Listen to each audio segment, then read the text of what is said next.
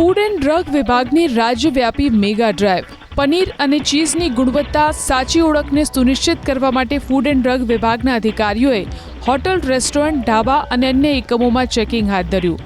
Food and drug વિભાગે 2527 જેટલા એકમોમાં ચેકિંગ કરી 270 જેટલા એકમોને નોટિસ ફટકારી છે, જ્યારે 18 જેટલા એકમોને સીલ કર્યા છે. તો 2,84,000થી વધુનો દંડ વસૂલી 703 કિલો જેટલા ખાદ્ય જથ્થાનો નાશ કર્યો છે. તપાસ દરમિયાન ફૂડ એન્ડ ડ્રગ વિભાગે 95 ખાદ્ય ચીજ વસ્તુઓના નમૂના લીધા. તો સેફટી વાનની મદદથી કુલ 659 એકમોમાં તપાસ કરી 659 જેટલા નમૂનાનું સ્થળ ઉપર જ પ્રાથમિક પરીક્ષણ કર્યું. ફૂડ એન્ડ ડ્રગ વિભાગ આગામી સમયમાં પણ ડ્રાઈવ યોજી નિયમોનું ઉલ્લંઘન કરતા એકમો પાસેથી દંડ, નોટિસ અને કાયદેસરની કાર્યવાહી હાથ ધરશે. સાથે જ ઉત્પાદક પેઢીઓ અને વિક્રેતાઓને ત્યાં પનીર કે એનાલોગ પનીરના ઉત્પાદન અને વેચાણ અંગે સઘન તપાસ હાથ ધરશે.